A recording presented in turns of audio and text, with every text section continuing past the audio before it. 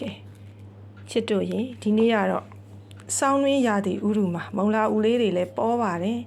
ဒါကြောင့်မို့ဒီနေ့မုံလာဦးအချင်းစိန်လေးပြပါမယ်နော်ဒီမုံလာဦးအချင်းစိန်လေးကမုံလာဦးလေးတွေကို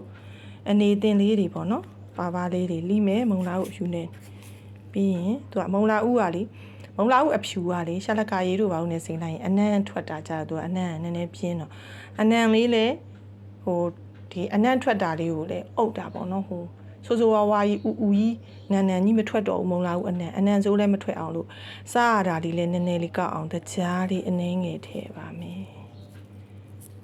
တကြားကတော့လေကင်ဆာ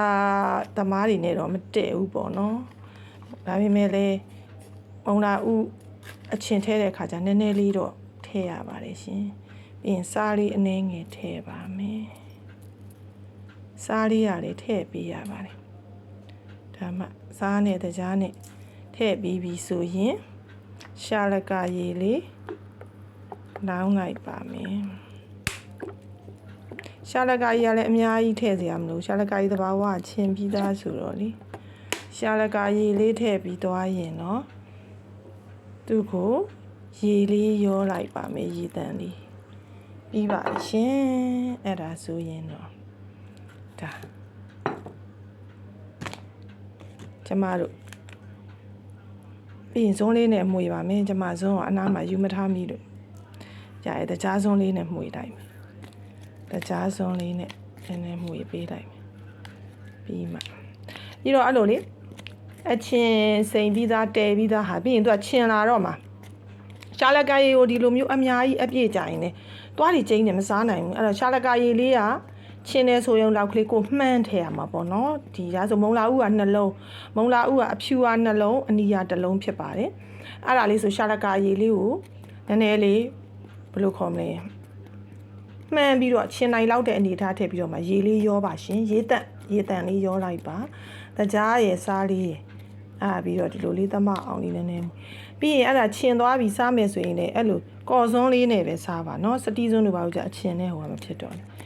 အဲ့လိုမျိုးလေးကော်စွန်းလေးနဲ့ပေါ့လေအဲ့လိုလေးနှိုက်ပါ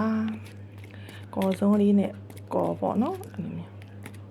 ချို့ကြပင်နန်သီးထည့်တယ်ဟိုတစ်ဘက်ကကျမပင်နန်သီးထည့်တယ်ပင်နန်သီးထည့်ရင်လည်းပင်နန်သီးကြတော့စားတဲ့သူနည်းတယ်ဟိုပင်နန်သီးအခုချိန်ကဈေးကြီးတယ်လေအဲ့တော့ရှိတာမှကျမနဲ့ကျမအမျိုးသားနဲ့2ယောက်တည်းဆိုတော့သူကလည်းအဆက်သိမ့်မကြိုက်ဘူးကျမကလည်းစားတော့စားရင်ပင်နန်သီးအစိမ်းကိုပဲပူကြိုက်တယ်ဟိုအချင်းတဲတာကြနည်းနည်းပဲစားတာဆိုတော့အဲ့ဒါပင်နန်သီးလေးတွေကနည်းနည်းပိုနဲ့လွှတ်ပြရတော့နှမျောတာနဲ့ဒီတစ်ပတ်ကြာတော့ကျမပင်နန်သီးမထည့်တော့တာပါကဲ